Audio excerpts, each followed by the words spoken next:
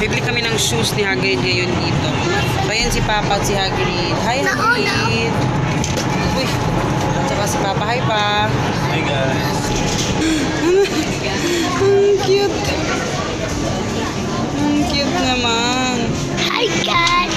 We're palipad siya today and pangas! Tatakot yung iba na pumunta dito sa Mindanao kasi yan din yung nakikita nyo sa balita. So,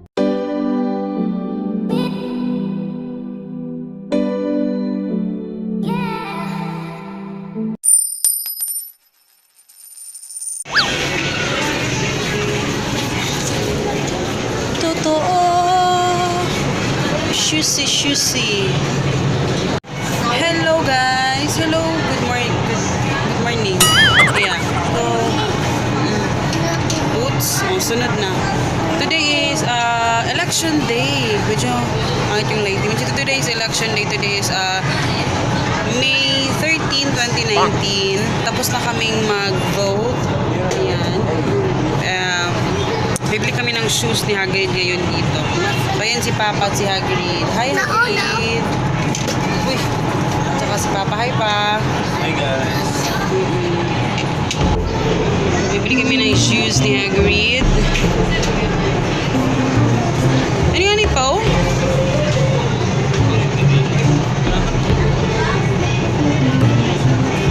Ayaw ni Papa ng ganyan. Pangit. Magkano to? Bilan kita nito, B.O. Yung panglabas. Mami!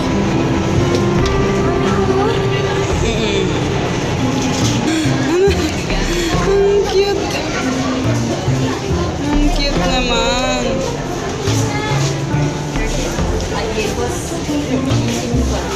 Ito yung furry. Ito kami ng suyus. Nana pa nga. Pang ito mga ganito, mga leather, oh. Mura lang. Gusto kong ganito pa nga. Nag-sale lagi pa nga. 640. Di ba nga pwede sa kuha niya pang ano sa PE uniform. Hindi siya. Ayaw ulay kayo. No, nice king red pang oh. Ano red pang oh? Ay na try niyo mo? Bakit kinasiyantiin? Parang yung glue niya nakalabas. Ang ganda pa naman ng kulay. So, ito merkado or magpuan. Pabenta ka ng ganito na sa school. Rubber shoes ka nito? Dua.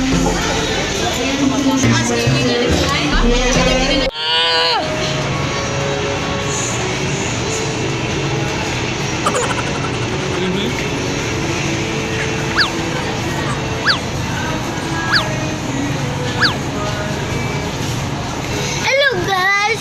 Simply budget today. Hala pala lapu. Palit ni cellphone ko. Old ba? Pag-vlog. Sige, go. Yeah. Hi, guys! Guys, we're palit budget today and pangas. And then palit sa sapatos. And then go po sapatos. Ako ano ito. There we go. Bye-bye. See you later. See you later. Correct. So, andito tayo sa ano guys, anong tawag dito? Cosmetics. Hanap ako ng pangkulay.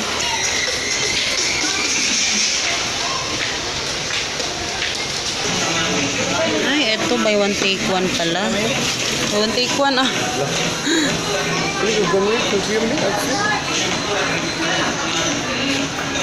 Skin white. Ha? 67. Duha na lang, no? Kasi ginagamit talaga namin to.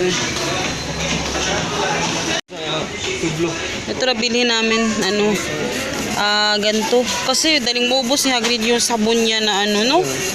Sinasayang niya yung sabon niya eh. Kailangan niya. Bar na lang. Tapos, yung para ano, para lugod. Para lugod. Asan yung para lugod? No. What's that? Nalog ka ni mo. Come na.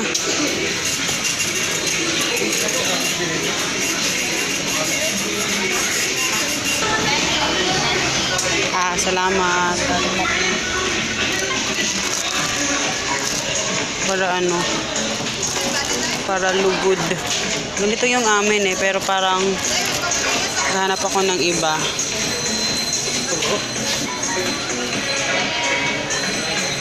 Kabuhion galing ka na. Ito kasi hindi masyado natatanggal yung libag nito. Kasi para siyang ano eh, parang foam lang. Pa. Bisig kabuhion ka na pa. Yun yung ano, Sensia. Ito, yung Paris. Mo ba ni? Ayan guys, kakarating lang namin. Sobrang init, as in. Bumili na lang kami ng ulam. Actually, may ulam pa kami na ano. Kasi ano, bumili kami ng ulam. Pero may ulam kami kaninang umaga. Ayan, yung piniritong isda. Yan, ang dami naming kanin. So, ayan. And then, eto, bumili kami ng ulam sa Gaisano. Etong, ano, hyumba. Tapos, binignit. Alam niyo ba yung binignit? Ayan, uy. Ayan. 32 ata yung per serve niyan. So, ayan.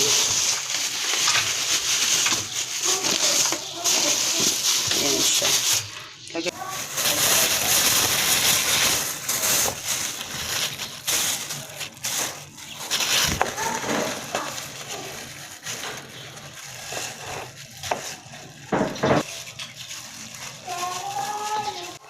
Ayan, kain tayo guys. And mamaya mapapak pa kami ng orders. Ang dami namin ipapak ng orders. Kaya good luck. So ayan, kain tayo. Kain. Ayan. Ayan guys. So actually nakatulog kami. Ayun si Hagrid, tulog pa nga. Ayan, pakita ko sa inyo yung nabili namin kanina. Pahinay isa pa please. Ayan. In fairness talaga sa ano, sa Skin Magical, talagang nag-light yung mukha ko. Wow. Over. Eto, bumili kami ng, eto yung ano, kanina ko lang nakita pa, no? Talaga namin to eh. Ito talaga, ginagamit talaga namin tong Skin White na ano. So, bumili na lang kami ng dalawa. Matagal na yung gamitan. And ito, itong Johnson's na sabon, di ba, ay yung binibili namin kahagin is yung liquid talaga na mga sabon. Pero since siya yung naliligo lang, as in, ang bilis maubos guys. Parang hindi naman ako nakatipid sa sabon kasi, okay, wait lang. And itong ano, ito na lang powder, bar yung binili ko. And, ayan, bumili din ako ng bagong ganito para pang hilod. And yun, tuturuan ko sa paano i-sabon para ano, tawag din. Ang bilis maubos talaga guys, grabe. Parang hindi ko talaga makakatipid. And bumili ako ng baby powder kasi minsan na lang kami nakakapag baby powder ngayon, hindi ko alam. Kaya tagal na ubos yung ano namin. So bili na ako ng maliit. Aking favorite na Lewis and Pearl na Paris ata to. Ang bango niya. And kay Papax, ano to, 99. And yung aking kulon na, kano ba to, 26 pesos. Pero kanyan talaga. And bumili ako ng bagong nail polish. Eto, ano bang kulon? Sassy Frosted. Ayan siya. Ay, Lord! Ayan. And then, Super Scent Oil as usual dahil parati sumasakit yung likod ko. And ito yung shoes na nabili namin kay Hagrid. Pakita ko. Actually, pinayuse na namin kanina. Kaya, ayan, sinuot na niya. Yung isang, ano, ayan, ganito. Parang Batman siya na, ano. So, ito lang yung binili namin kanina sa kanya, yung shoes niya. Kasi, ano eh, nakita na namin yung, alam niyo yung sapatos talaga niya, hindi kami bumibili pag alam mo yung hindi talaga ito yung ano niya, hindi talaga yung pwede pa magamit, hindi kami bumibili talaga ng ano. So since pasukan na, ayan, binilhan nila na ano lang yan, 1.5 ata yan, pero nag-sale siya 1,049 na lang, kaya nagustuhan din namin yan. So yun. And then ayun, kumusta ang inyong ano guys, pagboto? Di ang daming ano, ang daming problema sa ano no, ang daming sira na mga tawag doon, mga PCOS machine, kaya nagkaka-problema. Pero sa amin dito, ano naman, okay lang naman yung flow. Actually, mabilis na kami nakaboto, kaya hindi na nga ako nag-vlog doon kasi di ba bawal naman doon sa ano. Sa labas pwede, pero hindi na ako nag-vlog. Kaya, ayun. Konti lang kasi yung ano namin dito eh. Yung mga tao dito. And, abangan nyo guys sa mga susunod na mga araw or baka next week. Baka next week, may ibabalita ko sa inyo na ikakagulat nyo. And, ayun, saka ko na lang ichichika sa inyo pag nandun na talaga ang sitwasyon. Nandun na yung sitwasyon. Hi Hey pa. guys. Yung mga, grabe yung mga butas si Papa sa mukha. Inaantok pa ako guys. Tapos, ano, pag-usapan na natin yung syempre dahil eleksyon ngayon, ano, hindi naman tayo namumulitika. Pero, since taga Mindanao ako, and alam mo yun, dito talaga sa Mindanao, medyo, lalo na dun sa, mga Cotabato, mga, ano tawag dun, basta dun na part na, ano, medyo malayo naman kami. Medyo na mainit dito guys, ha. Medyo malayo naman kami kahit sa Cagayanero, medyo malayo kami doon sa mga party na yun, kahit sa Mindanao kami lahat.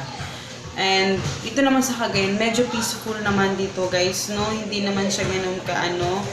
And yun nga lang, nakakasad kasi 'di ba, dun sa mga ibang parte ng Mindanao, dun talaga medyo magulo. And sana ay maging okay lahat matapos na matiwasan yung mga ano sa election, ganyan. Eh, minsan yung mga hindi taga Mindanao, minsan marami kayo naririnig ng mga ganyan dahil yung mga taga Mindanao, ganito, ganyan. Pero actually yung Mindanao, malaki talaga siya. And safe naman dito. Safe naman dito guys, talaga nang lalata na. Safe naman dito guys, kaya huwag kayong matakot. And ayun, may mga parte lang talaga sa Mindanao na medyo hindi nagkakaisa talaga.